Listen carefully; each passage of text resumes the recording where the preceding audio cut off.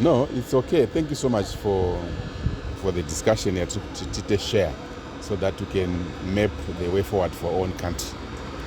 At the moment, the elections were done on the 23rd and 24th of August.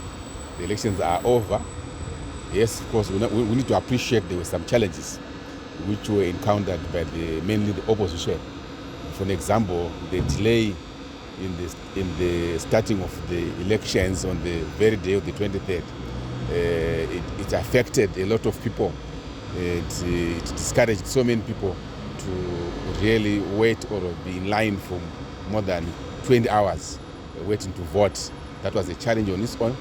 Surprisingly, really, I realized that my senders, the opposition, where it is more popular, were the ones that were affected. In this case, Bulawayo, it's an opposition sender. There were delays in those particular constituencies. Harare as well, it was also affected by these delays here voting material. And Manicaland, if you go back to the 2018 elections, the opposition won in Manicaland. It defeated ZANU-PF in Manicaland. Presidential votes, the MDC Alliance president won overwhelmingly in Manicaland. And again, it was also affected in voting material, particularly Mutasa district. You would wonder, why would you fail to have voting material in Mutasa district in Manicaland? Because most of the ones that were affected were in Mutasa North, Mutasa Central, Mutasa South. That is really a question, and that was not fair for the opposition parties and opposition people. Those were challenges. Besides, then there are also many other challenges really which were there. But on the very day of election, that was one of the things. Also, an element of intimidation was quite visible in some parts of, mainly in the rural areas. Although people want to justify the exit polls stations, in a rural environment, those exit polls are intimidatory, because naturally people in the rural areas are always intimidated by ZANU-PF one or the other. So when you then put an exit poll station in a rural area, you put fear in the rural people. So that should not be allowed to take place. That should not be allowed, because definitely one or the other should not affect. It is not fair for the whole ZANU-PF part to give people chicken in rallies. You are vote buying openly. Where on earth have you ever seen a ruling party in Africa or in the world feeding people that would have come for a rally? It's not. Some of these things, they are silent. They are silent, but they got a negative impact on the voting exercise altogether. So those are some of the things that we worry we must improve in the near future. At the moment, the main opposition party is challenging the results. It is their right. It is their constitutional right to challenge the results. They had monitors, I believe, all over the country. So they have got the V11s with them. So if they are going to go to court, allow them to go to court and try to prove that the elections were really rigged. So the ZANU-PF must not be angry, because that is constitutional. It's there in our laws that if an opposition party feels that they were not treated well, they must go to court. Let them go to court. We do believe the courts will be independent enough to make a decision that is not influenced by the external forces. And we still believe that Zimbabwe needs to improve in terms of the institutional independence, such as ZEC. I strongly believe that ZEC is not independent to me, because it is directly controlled by the Minister of Justice. Also, the courts, to me, are not very independent when it comes to elections, because they are also directly controlled by the Minister of Justice. These are some of the challenges that we must look at.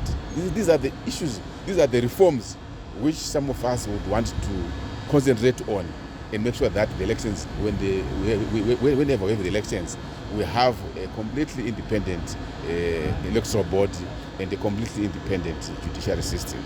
These are the things that we need to deal with.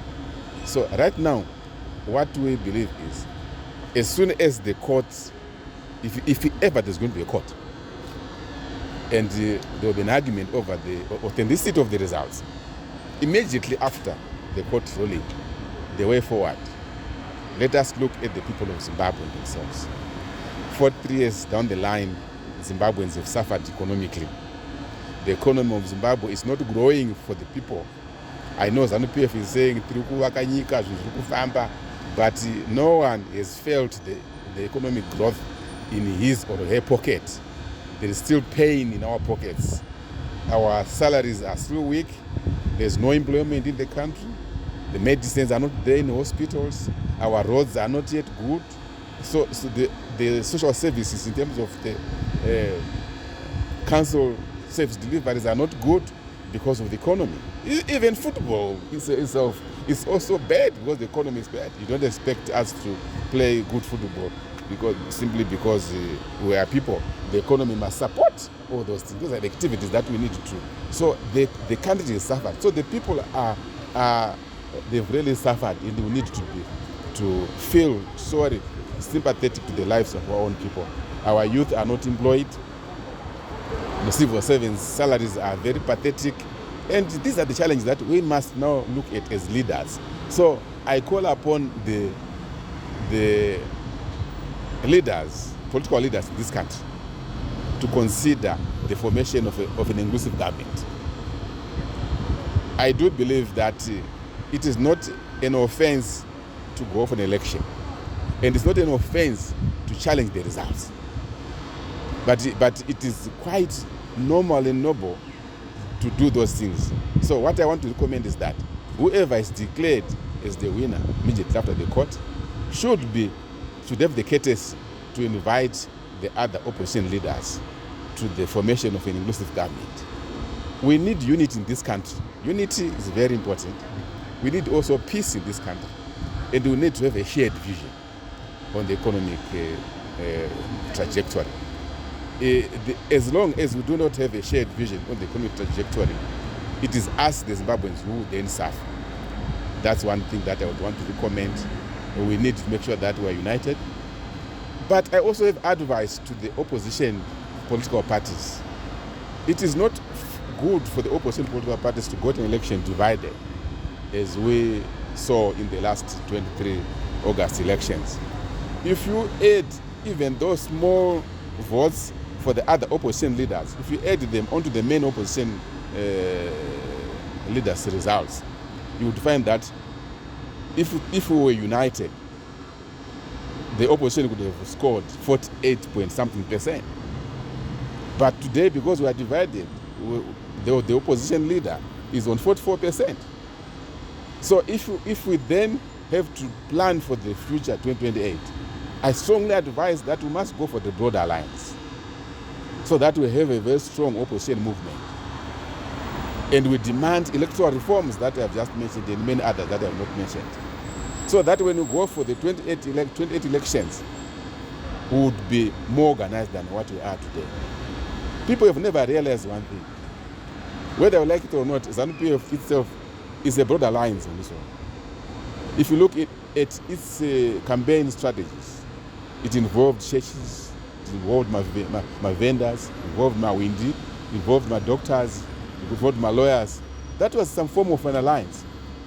So if the ruling party with its capacity and its resources can afford to be in an alliance form, why not opposition?